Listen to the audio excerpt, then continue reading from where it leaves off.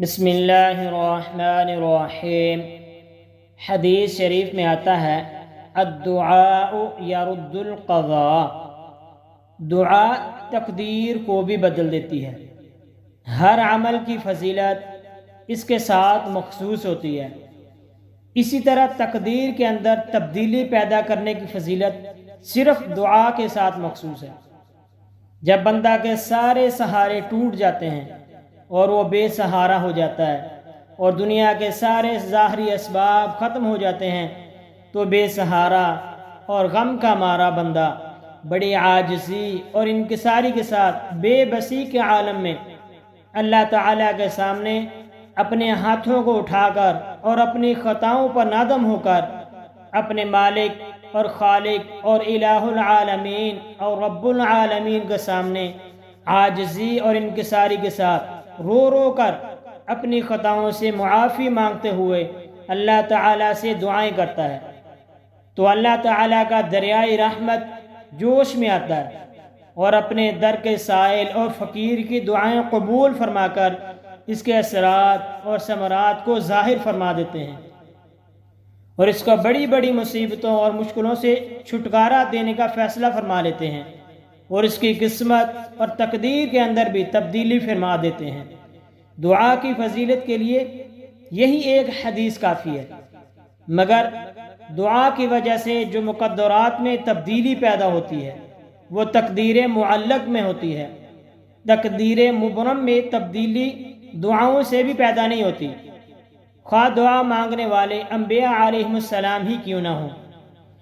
دنیا والوں سے مانگنا یقیناً ذلت کا کام ہے، لیکن یہی بھیک اگر خالق کائنات رب العالمین سے مانگی جائے تو اللہ کے در کے بھکاری اور فقیر کی ذلت عزت سے بدل جاتی ہے، کیونکہ اللہ کی وہ ذات ہے جو سب کو دولت اور عزت دیتی ہے اور جب چاہتی ہے اور جس کو چاہتی ہے ذلیل کر دیتی ہے۔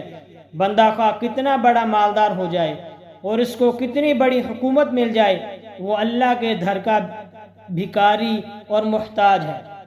اور کبھی کبھی اللہ تعالیٰ اس کی حقیقت بڑے بڑے بادشاہوں اور مالداروں کو بھی دکھا دیتے ہیں، ان کی حکومت اور دولت کو چھین کر ان کو اور ان کے بچوں کو دوسرے کے در کا گدھا اور بھکاری بنا دیتے ہیں۔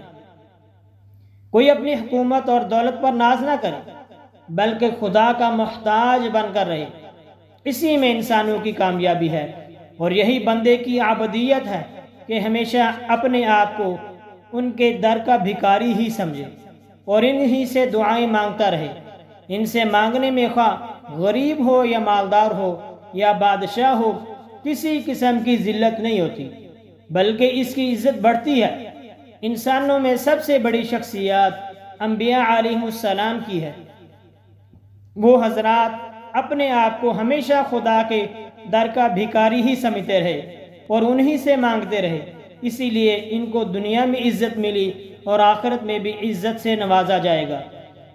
اکبر مرحوم نے ایک شعر میں لکھا ہے، خدا سے مانگ جو کچھ مانگنا ہو اے اکبر، یہی وہ در ہے جہاں آبرو نہیں جاتی۔ جنگ بدر میں حضور صلی اللہ علیہ وآلہ وسلم کی دعا کی کیا کیفیت تھی؟ حضور صلی اللہ علیہ وآلہ وسلم پر خشوع و خضوع کی ایک خاص کیفیت طاری تھی۔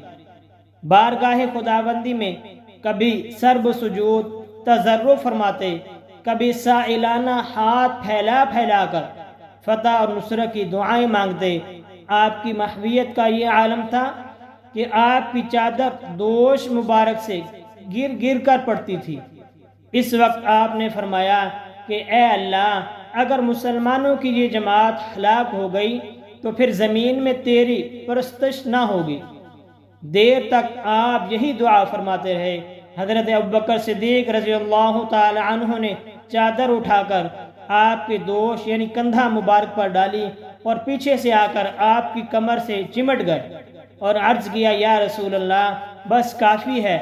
یقیناً اللہ نے حضور صلی اللہ علیہ وآلہ وسلم میں بہت الحاح جاری کی، وہ اپنے وعدے کو ضرور پورا فرمائیں گے انشاءاللہ۔